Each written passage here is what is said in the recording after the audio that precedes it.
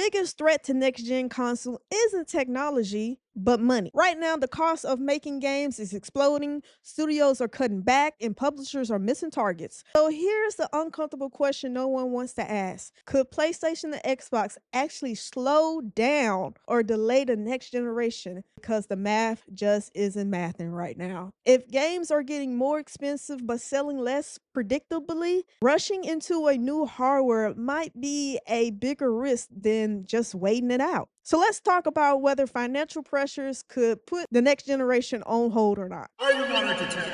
Delays across major platforms. Reports and industry sources are indicating that Sony and their PlayStation 6, as well as Microsoft, whatever they're going to call the next Xbox, are weighing delays their plans for a 27 to 28 launch window, or even pushing releases into later years due to components, cost, and availability challenges. Some outlets suggest potential delays to late 28 or 29 if the memory market doesn't stabilize. Their discussions are partially eternal industry talks rather than confirmed launch postponements. More manufacturers are openly acknowledging the risk. Why the delay is to be considered, well, RAM availability is bad. This is one of the key factors. Manufacturers need reliable supply contracts to build hardware at scale. When memory costs are volatile, hitting production targets at the expected price point becomes harder. Price sensitivity. If consoles launch with dramatically higher component costs, companies may be forced to raise retail prices. Higher costs could reduce demand or push these devices into less attractive price brackets. Value proposition concerns. Both Sony and Microsoft historically subsidized their consoles. We're looking at you, Steam. Hardware at launch to keep their retail prices appealing. Escalating RAM and GPU costs strain this model and force tough choices on pricing versus timing. The economic pressures beyond memory.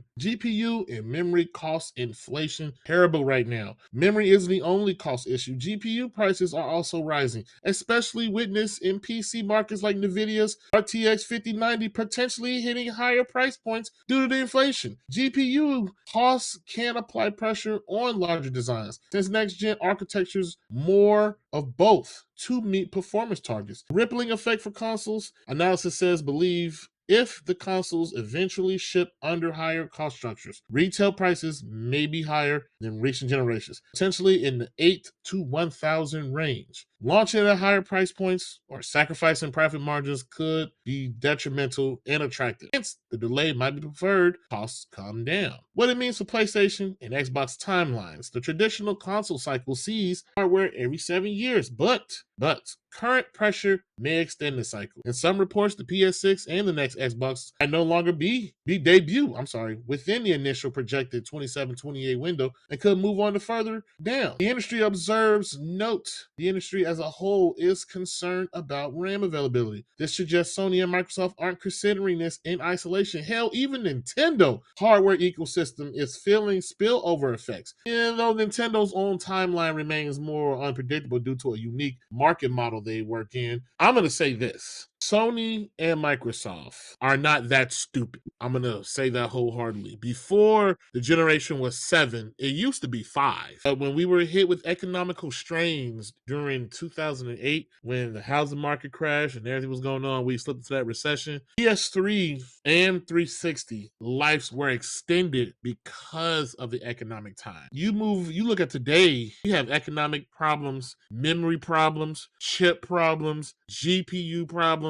Even though Microsoft could sustain the blow, they're not going to do that. They will try to pass the buck off to the consumer. The consumer, they're not going to do that. That's not happening. Even now, PlayStation can afford to absorb the blow, so that's not going to happen. They will raise the price accordingly, and even they know. That's why the PS5 has only gone up just to $50 here in the US territory. I don't know how bad it was in other places, but they know good and damn well. You push a console past to 600 over that limit, you're going to see problems. They know this all too well because the PS3 launched at 600, and that was the issue. Microsoft's playing a whole different game, so we won't talk about that. But this is a problem across the board. This is a problem for companies and the tech sector. Consumers, regular everyday schmoes, Joes, whatever you want to call ourselves, I don't give a fuck. I ain't looking for the next generation. It has taken 5 years for the PS5 and Series X to seem like, hey, the wheels are finally churning, baby. And you all want to talk next gen? Ooh, no, no, no, no, no. I'm not looking forward to another console. For what? Why? More crossover games, PS5, PS6, as we're still dealing with PS4, PS5 games? No, no, no, no. And then even if they were to launch, my cousin has predicted the PS5 Pro was 700, a price hike make it 750. You're gonna put out a new console that's supposedly more powerful, the price will only go up. And that's not considering how the current landscape is. I say delay it. The new consoles, I said generation should be 10 years now. We have hit a plateau in graphics capabilities and other aspects of the video game market. And this is not just me talking this. This is other industry experts. You have Sean Layden, a former exec of PlayStation. You have Digital Foundry. You have other people pointing out like, hey, we have pushed the limit to what some of these consoles can do. It needs to be about optimization and convenience now. Certain games we're still waiting 10, 15 seconds of loading.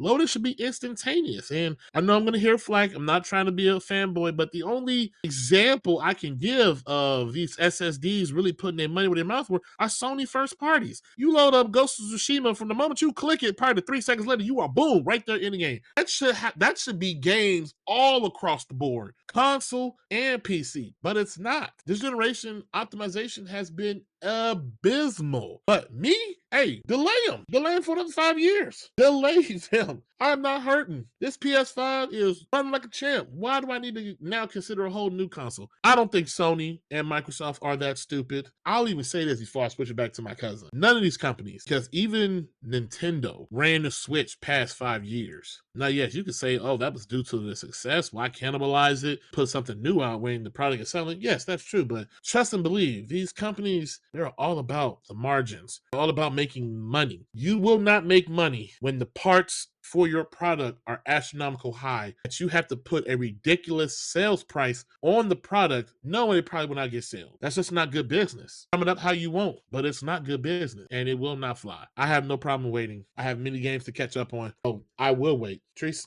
Yeah, yeah, yo, I can wait. Listen, I've already stated that I wouldn't get the next gen if I mean, because we just hit 2026.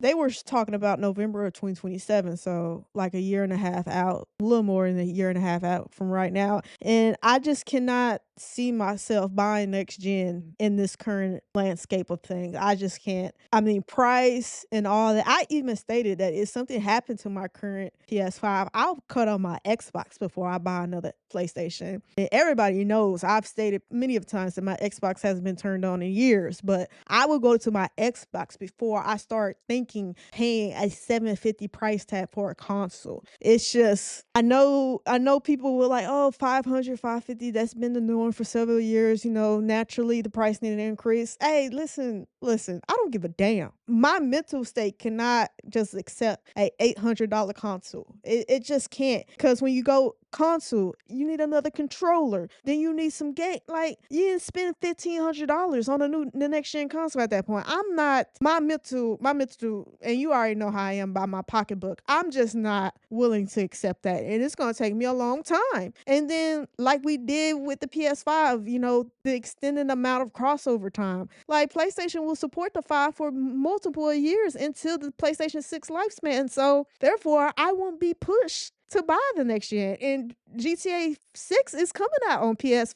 So that's another reason why I won't need to be pushed into the next gen. There's not going to be a game to force me. And yeah, like for everything that my cousin said, I'm cool. Like, I'm definitely cool. I know 7 years is norm. I've seen Twitter people talk shit like, why are y'all acting like this is a surprise? 7 years is a norm. I could care less because you know what? The price is crazy now. And so, therefore, I think it's in the best interest that Sony or Xbox either like tell developers, hey, you need to optimize these games more because we're not putting in as strong as RAM in the next console, so you better optimize your shit accordingly, or they delay, or they push this hardware out and it sits. I mean, them are the only three viable options I can see them doing. Telling developers to optimize their game accordingly because they're not putting in stronger RAM. They take the hit and just put it out and it sits on shelves, or I don't know. They take an even bigger loss on these units because we all know they don't make money on the consoles. Take a bigger L. I can't see PlayStation. I don't think PlayStation could survive that.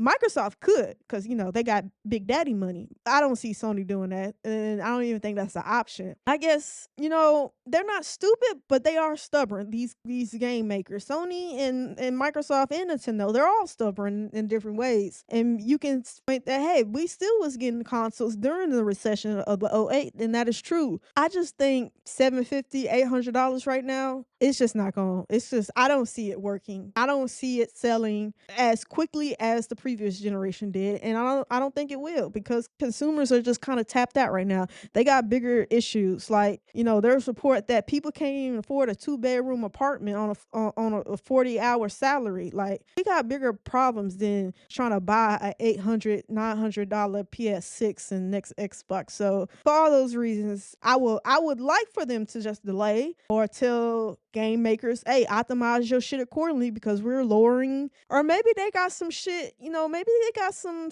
shit sitting at the manufacturers, and they can tell them whatever PS5s and current Xbox Series X's you got on the assembly line, break that shit down for the next one. Pull all the components out for the next one, for the next gen. We're not pushing anything out to shelves no more. Everything that's in the manufacturer, hey, break it down. We'll pay the cost for you to take all the parts out, and you can put that shit to next gen. Maybe if they did something like that, it can kind of counterbalance some shit out. I don't know, but yeah, shit. Let me know. Hey, are you okay spending $800 $900 on a PS6 in the next gen? Because I can tell you right now, I'm not. I'm gonna ride this PS5 until the fucking wheels fall off. Me personally, like PC people are saying, with all these chips going up, hey, we'll just stay with our current shit. I'm saying the same thing. I'm just gonna stay at my current shit until something happens. And even with that, I'm going to another thing that I have current. Like, so you'll see me on the Xbox a lot more if something happens to my PS5. But yeah, like I said, let me know in the comments below, what do you think and how you feel about this topic. And do you feel like they should delay, or are you okay with them releasing an $800 PS6? Let me know in the comments below. And that's it for this video of Are You Not Entertained podcast. Thanks for hanging out with us. Don't forget to like, comment, subscribe, and hit that bell so you'll never miss our next hot take. Until next time, Are You Not Entertained?